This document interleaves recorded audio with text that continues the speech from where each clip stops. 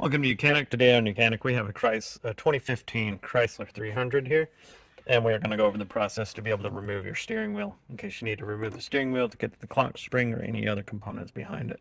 So to start with, you would have disconnected your battery and then also made sure that the car has been de-energized. Give it a good 10-15 minutes, and also you can put your hand on the horn to de-energize it.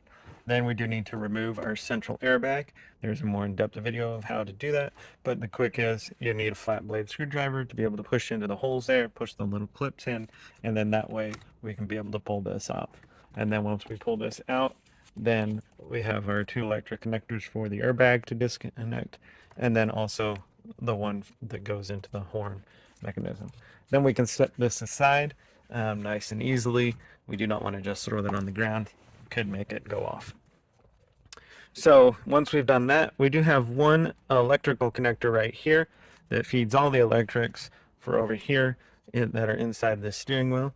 So we'll go ahead and unhook that by pressing the tab and then pulling it towards us. Right, so we have that electric tab unhooked, and that also hooks into what's called the clock spring. You will also want to make sure that you have your vehicle in the steering wheel, the tires heading straight forward when you do this, so that when you put a new clock spring on or you put the clock spring back on, if you just need to remove it for other components you're working on here, you want to make sure you have it in the right location.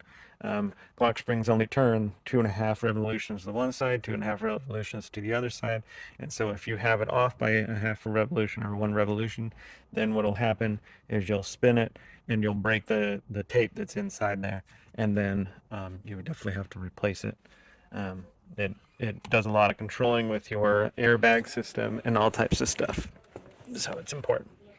So we need to undo this. Now, whether you have a helper to hold the steering wheel and a big long wrench to get that undone, or just an impact tool holding your steering wheel, and this is a 10 millimeter is what you use here.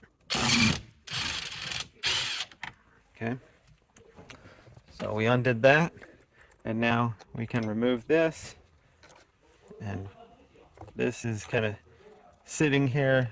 We'll remove that also and set that aside.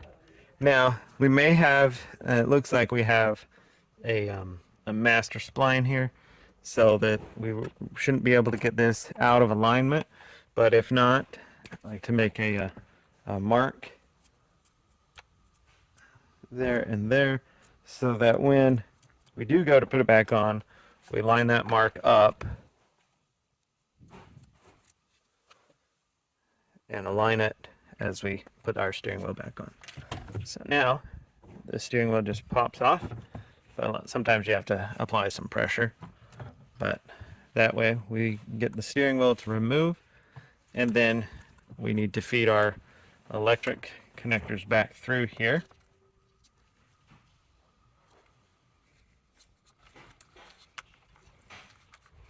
All right, just got to twist them to get those lines to go through there. And that's the removal of our steering wheel to be able to gain access to our clock spring, and for the process of removing it. Again, we do want to keep this up and straight, up and down, and not have the revolutions off on it. So that would be the removal of your steering wheel to be able to gain access to the rest of the components.